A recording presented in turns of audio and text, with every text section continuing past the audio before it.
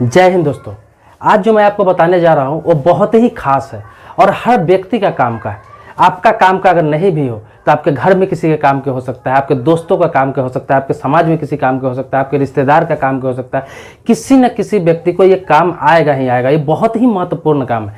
क्या है मैं आपको बता रहा हूँ, क्या मुद्दा है वो बता रहा हूँ। पहले आज मैं आपको बताऊँगा कि ज़मीन का पेपर अगर खो गया है, चोरी हो गया है, आपके पास नहीं है, और अक्सर आप देखते होंगे कि आपके चाचा के पास, आपके भाई के पास, आपके ताऊ के पास, आपके रिश्तेदार के पास या फिर आपके खानदान के किसी लोग के पास है और वो आपको पेपर नहीं दे रहा है, जबकि आपको ज़मीन का बंटवारा करना है, ज़मीन को बेचना है या फिर ज़मीन में हिस्सा लेना है, या फिर आपको हिस्सा नहीं दिया जा रहा है, आपको केस करना है, केस करने के लिए भी पेपर चाहिए। तो आप पेपर निकालेंगे कैसे? जो पेपर नहीं दे रहा है घर के लोग, या फिर चोरी हो गया है, खो गया है, जल गया है, नष्ट हो गया, या फिर किसी के पास नहीं, लेकिन है भी किसी के पास तो दे नहीं रहा है। कैसे निकालेंगे सर्टिफाइड कॉपी, ओरिजिनल कॉपी कैसे निकालेंगे जिसका ओरिजिनल का मानता होता है? तो किस तरह से ओरिजिनल का सर्टिफाइड कॉपी निकालेंगे जो आपको ओरिजिनल ही रहे और कहीं भी काम आए? उससे आप कोई भी काम कर सकते हैं, ज़मीन को बेच भी सकते हैं, बंटवारा भी कर सकते हैं, उस पर केस भी कर सकते हैं। तो कैसे निकालेंगे उसका ओरिजिनल नकल, कैसे निकालेंगे, वो सारी जानकारी मैं आपको दूंगा। पूरा वीडियो में आप बने रहिएगा। हालांकि इस टॉपिक पर एक वीडियो पहले भी बना चुका हूं, लेकिन इसमें सारा डिटेल्स के साथ आपको जानकारी दूंगा। बहुत लोगों को उसमें कुछ समझ में ज़्यादा नहीं आया था, लोगों ने डिमांड किया था। इसमें पूरा विस्तार से बताऊंगा कि एक नॉर्मल बंदा भी, एक आम आदमी भी बिल्कुल जाके आसानी से, एक मजदूर भी जाकर पेपर को निकाल सकता है। और सबसे महत्वपूर्ण बात तो आपको ये बताऊंगा कि ऑनलाइन निकालने से क्या फ़ायदा होता है, या फिर ऑफलाइन वाला काम आता है, ऑनलाइन वाला काम आता है या नहीं, ऑनलाइन किस लिए होता है, जो ऑफलाइन निकालेंगे सर्टिफाइड कॉपी वो किस काम के लिए होता है, दोनों निकालने का तरीका बताऊंगा और बहुत आसानी से निकालेंगे आप पूरा वीडियो में बने रहे। पूरा वीडियो देखें, इसको स्किप मत करें और बीच में छोड़े भी नहीं वीडियो, वरना आप थोड़ा भी छोड़ देते हैं तो आपको पूरी बातें समझ में नहीं आएगी, और पूरी बातें समझ में नहीं आएगी तो फिर पेपर आप नहीं निकाल पाएंगे। आप आधा अधूरा ज्ञान लेकर रह जाएंगे और इसी तरह से आप कोर्ट कचहरी के चक्कर में पड़े रह जाएंगे। तो आप पूरा वीडियो देखिए। और सबसे महत्वपूर्ण बात आपको ये कहना चाहूँगा कि इस वीडियो को लाइक जरूर कर दीजिए। ये वीडियो जो आप देख रहे हैं इसके नीचे लाइक का बटन है, दबा के लाइक कर दीजिए, आपको कुछ जाता नहीं है। और अगर ये वीडियो अच्छा लगेगा या फिर खराब लगेगा या फिर कुछ पूछना होगा सवाल, तो कमेंट बॉक्स में आप लिखिएगा, जवाब तो जरूर दूंगा। अगर जवाब नहीं दे पाया किसी कारणवश तो उस टॉपिक पर वीडियो भी जरूर बना दूंगा, इसी प्रकार से जैसे ये वीडियो बना रहा हूं। तो मुद्दा यह है कि जमीन प्रॉपर्टी का पेपर खो गया है, जल गया है, नष्ट हो गया है, चोरी हो गया है, भाई चाचा रिश्तेदार या खानदान के लोग नहीं दे रहे हैं, कैसे निकाले? तो आपको करना क्या है? सबसे बड़ी बात, सबसे पहले आपको करना क्या है कि आपके पास जमीन का खाता नंबर या खेसरा नंबर होना चाहिए। आपके पास खाता नंबर या खेसरा नंबर होना चाहिए जिस जमीन का पेपर आपको निकालना है, चाहे वो रजिस्टर्ड डीड हो या फिर उसका खतियान हो। तो आपके पास खाता नंबर, खेसरा नंबर रहेगा, तभी ऑनलाइन निकाल सकते हैं। तो ऑनलाइन निकाल सकते हैं। अगर खाता नंबर, खेसरा नंबर नहीं है तो भी आप निकाल सकते हैं, उसका भी तरीका बताऊंगा, लेकिन पहले बता रहा हूं खाता नंबर से कैसे निकाल सकते हैं। तो खाता नंबर, खेसरा नंबर अगर आपके पास है तो आपको क्या करना है?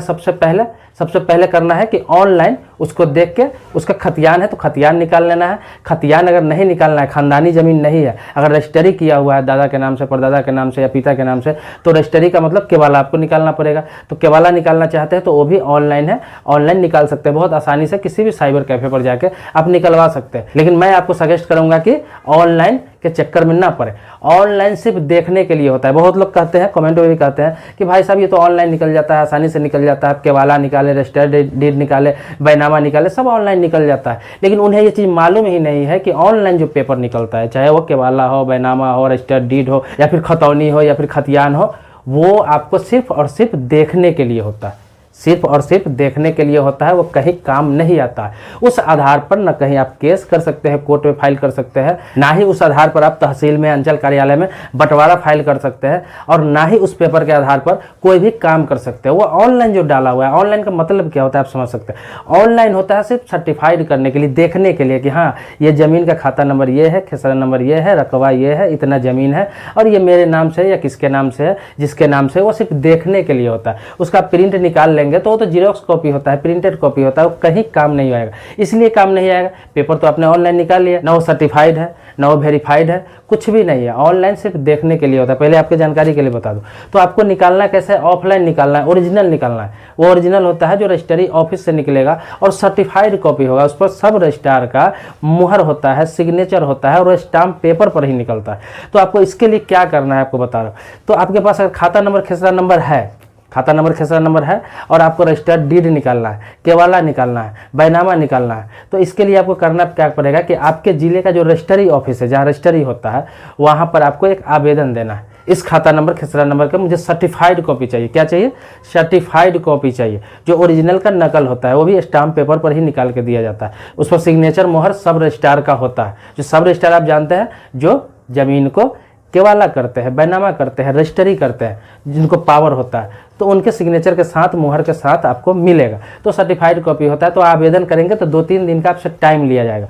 आवेदन जब करेंगे तो कुछ शुल्क जमा होता है, नॉर्मल सा शुल्क जमा होता है। ये शुल्क 100 रुपया से लेके 1000 के बीच हो सकता है, 200 भी हो सकता है, 300 भी हो सकता है, 500 भी हो सकता है। ये ज़मीन की स्थिति पर निर्भर करता है, लेकिन 1000 से ज़्यादा नहीं होगा। तो वहाँ पर आप शुल्क जमा करेंगे, आवेदन देंगे, तो 3 से 4 दिन का आपको समय दिया जाएगा और आपको सर्टिफाइड कॉपी दे दिया जाएगा, जो ओरिजिनल का बिल्कुल नकल रहेगा। वो ओरिजिनल का ही काम करेगा। उसके आधार पर आप बंटवारा फाइल कर सकते हैं, उसके आधार पर ज़मीन को बेच सकते हैं, उसके आधार पर आप ज़मीन पर मुकदमा फाइल कर सकते हैं, कुछ भी कर सकते हैं। वो एक ओरिजिनल पेपर ही होता है एक तरह से। तो वो आप निकालें। हाँ, बात होती है आपकी खानदानी ज़मीन है, केवाला नहीं है, बैनामा नहीं है, रजिस्ट्री किया वो नहीं है, खतियान निकालना है, खतौनी निकालना है, तो वो भी आपको सर्टिफाइड ही चाहिए। ये ऑनलाइन तो सिर्फ देख सकते हैं, वो भी ऑनलाइन रहता है। ये हर चीज़ अब ऑनलाइन कर दिया गया है, लेकिन ऑनलाइन सिर्फ देखने के लिए होता है। ये आपको दिमाग में रखना पड़ेगा। ओरिजिनल पेपर, ऑनलाइन पेपर में ज़मीन आसमान का अंतर है। अगर ऑनलाइन पेपर से सारा काम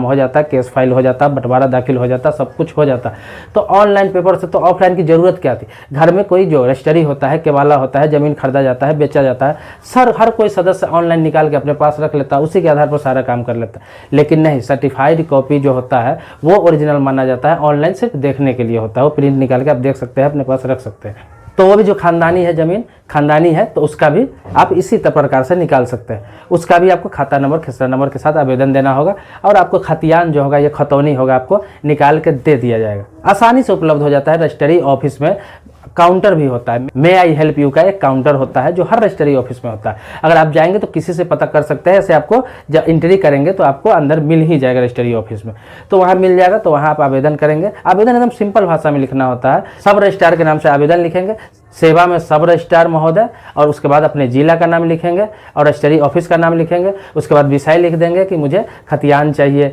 या फिर केवाला चाहिए, या फिर बैनामा चाहिए, या फिर रजिस्टर्ड डीड चाहिए। उसके विषय में मैं ये आवेदन लिख रहा हूँ, लिख देंगे। उसके बाद लिख देंगे वहाँ पर कि सबने निवेदन है कि मैं फलाना फलाना, अपना नाम लिखेंगे, पिता का नाम लिखेंगे, आपको क्या चाहिए और डॉक्यूमेंट सारा चीज़ लिख देंगे अपने भाषा में आराम से, और नीचे नाम और पता, अपना मोबाइल नंबर लिख देंगे और आवेदन दे देंगे। जब आवेदन देंगे तो वहाँ आसानी से 2-3 दिन में आपको मिल जाएगा। शुल्क के साथ जब जमा करेंगे तो मिल जाएगा। अब मैं आपको बता रहा हूँ कि कुछ भी नहीं है आपके पास, मतलब कि खाता नंबर नहीं है, खेसरा नंबर नहीं है, कुछ मालूम नहीं है। सिर्फ मालूम है कि ये ज़मीन है, मेरे दादा के नाम से है, परदादा के नाम से है, या फिर पिता के नाम से ये ज़मीन है, लेकिन पेपर निकालना है और कुछ मालूम नहीं। तो इसके लिए सिंपल उपाय बता रहा हूँ, सिंपल रास्ता बता रहा हूँ। सिर्फ आपको अपने इलाके का जो अमीन होता है, लेखापाल होता है, आपके इलाके में कोई ना कोई अमीन होगा या लेखापाल होगा, ये दोनों बोला जाता है, जो ज़मीन मापते हैं। आसान भाषा में बताऊँ, जो ज़मीन मापने वाले होते हैं, प्राइवेट भी होते हैं, सरकारी भी होते हैं। ऐसे भी बहुत लोग काम करते हैं जिसके पास ज़मीन का नक्शा होता है, आप जानते हैं, उसके पास नक्शा होता है।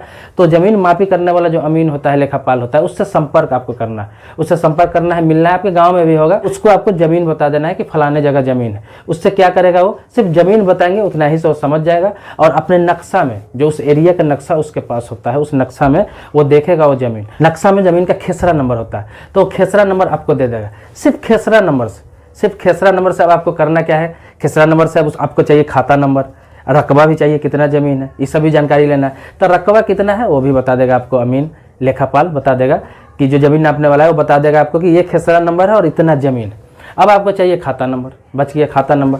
तो आपको क्या करना है, जब ऑनलाइन जाएंगे, ऑनलाइन वालों के पास, साइबर कैफे के पास जाएंगे, वसुधा केंद्र वालों के पास जाएंगे, या फिर बहुत सारा कहीं भी कंप्यूटर का काम होता है, जन सुविधा केंद्र, नागरिक सुविधा केंद्र, जो भी कंप्यूटर लेकर बैठा हुआ है उनके पास जाएंगे और उनको बोलेंगे कि इससे ऑनलाइन एक प्रिंट निकाल दीजिए, ये ज़मीन का जो खाता खेसरा नंबर है, इससे ऑनलाइन एक प्रिंट निकाल दीजिए। तो वो ऑनलाइन निकाल देगा, ऑनलाइन देख के उस ज़मीन का डिटेल्स निकाल देगा। जो ऑनलाइन डिटेल्स निकालेगा तो उसमें आपको खेसरा नंबर से निकालेगा, तो खेसरा नंबर और रकबा तो रहेगा ही रहेगा, उसके साथ ये भी निकल जाएगा कि किसके नाम से ज़मीन है, और ये भी निकल जाएगा कि खाता नंबर कितना है, उसी पर ऑटोमेटिक निकल जाएगा, आपको सारा प्रिंट निकल जाएगा।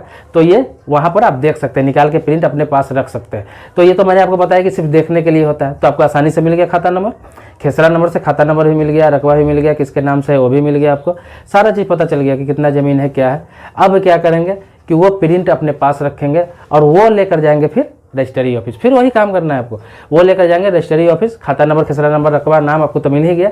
फिर उसी प्रकार से आवेदन आपको कर देना है कि जिसके नाम से ज़मीन है, ये मेरा दादा है या फिर पिताजी है, परदादा है या फिर जो भी आपके रिश्ते में लगता है वो है, ये खाता नंबर है, खेसरा नंबर है, सारे की चीज़ आवेदन देंगे। मुझे इसका बैनामा चाहिए या फिर केवाला चाहिए या फिर रजिस्टर्ड डीड चाहिए या फिर खतौनी चाहिए, खतियान चाहिए, जो चाहिए जिस तरह का वो पेपर है आप देख लेंगे, निकाल सकते हैं। खतियान खतौनी निकलता है जो पुराना पेपर है, जैसे कि सर्वे से पहले का पेपर है, 1960 से पहले का पेपर है, 1950 से पहले का पेपर है, तो खतियान खतौनी निकलता है। लेकिन उसके बाद का है तो आपको रजिस्टर्ड डीड निकलेगा, रजिस्ट्री निकलेगा या फिर आपको केवाला निकलेगा। तो वो निकालेंगे, जिस तरह का पेपर वो निकल ही जाएगा। आप खाता नंबर, खेसरा नंबर देंगे, आवेदन देंगे, जो भी होगा। सर्टिफाइड कॉपी के लिए आवेदन करेंगे, सर्टिफाइड कॉपी आपको मिल जाएगा। शुल्क वही लगेगा, आपको 100 रुपये से लेकर 1000 के बीच लगेगा। जहाँ तक मुझे मालूम है 100 रुपये से लेकर 1000 के अंदर ही लगेगा। वो 300 भी लग सकता है, 400 भी लग सकता है, 500 भी लग सकता है, 700 भी लग सकता है, लेकिन 1000 से ज़्यादा शुल्क आपको नहीं लगेगा। सभी रजिस्ट्री ऑफिस का अलग अलग है, इसलिए मैं बता रहा हूँ कि 100 रुपये से लेकर 1000 रुपये के बीच आपका खर्च आएगा और आसानी से सर्टिफाइड कॉपी निकल जाएगा, ओरिजिनल कॉपी निकल जाएगा। अब उस कॉपी का क्या करेंगे कि आपको जहाँ भी जो भी काम करना है, या फिर प्रॉपर्टी बेचना हो, या फिर प्रॉपर्टी पर मुकदमा करना हो, या फिर बंटवारा फाइल करना हो, बंटवारा नहीं कर रहा है घर वाला, तो कुछ भी करना हो उस पेपर के आधार पर कर सकते हैं। वो भी ओरिजिनल पेपर माना जाता है, सर्टिफाइड कॉपी ओरिजिनल पेपर माना जाता है और आप उस परिवार के हिस्सा है, आपका उसमें अधिकार है, आपका उसमें हिस्सेदारी है, इसीलिए उस पेपर के आधार पर कभी भी दावा कर सकते हैं। जब पेपर रहेगा तभी आप दावा कर सकते हैं। बिल्कुल आसान शब्दों में मैंने आपको बताया, बिल्कुल आसान भाषा में बताया, आपके भाषा में बताया, बिल्कुल कि हर कोई समझ सके कि आसानी से आप पेपर खो गया है, जल गया है, चोरी हो गया है, नष्ट हो गया है, चाचा, दादा, ताऊ, भाई या फिर कोई भी खानदान रिश्तेदार के लोग नहीं दे रहे पेपर, तो आपको घबराने की ज़रूरत नहीं है, आपको टेंशन लेने की ज़रूरत नहीं है, उससे लड़ाई करने की ज़रूरत नहीं है, क्योंकि पेपर ओरिजिनल एक ही होता है और तो किसी एक के पास ही रहेगा। आप कोई 5 भाई है, 7 भाई है, उसके खानदान में बहुत सारे लोग हैं, तो सबके पास तो ओरिजिनल होगा नहीं। तो आप सर्टिफाइड कॉपी निकाल ले, वो ओरिजिनल का ही मानता है, ओरिजिनल का ही वैल्यू है उसका, आराम से निकाल के अपने पास रख ले, जो भी काम है उसके आधार पर आप कर ले, कोई दिक्कत नहीं आएगी। इसके अलावा भी कुछ छूट गया हो, कुछ प्रश्न होगा मन में, कुछ पूछना हो या फिर नए टॉपिक पर वीडियो चाहिए, या फिर इसी में कुछ लगता है कि कुछ और जानकारी मुझे चाहिए जो मैं भूल गया हूँ या फिर आपके दिमाग में आ रहा है कुछ, तो आप कमेंट बॉक्स में पूछें। छोटा सवाल होगा तो मैं जवाब आपको देने का प्रयास करूंगा वहीं पर। अगर बड़ा सवाल होगा, कोई नया सवाल होगा, तो इसी प्रकार से आपके टॉपिक का ही वीडियो जरूर बनाऊंगा। तो मेरे वीडियो पहली बार देख रहे हैं, मेरे चैनल पर नए आए हैं, पहली बार वीडियो को देख रहे हैं, तो चैनल को सब्सक्राइब कर ले। आप सब्सक्राइब करना ना भूलें, बगल में बेल घंटी है उसको भी दबा ले। और अगर मेरे चैनल पर पहले से है, आप मतलब सब्सक्राइब कर रखा है आपने, तो इसके लिए कोटि कोटि धन्यवाद देता हूँ। मिलते हैं एक नए मुद्दे के साथ नेक्स्ट वीडियो में, तब तक के लिए जय हिंद।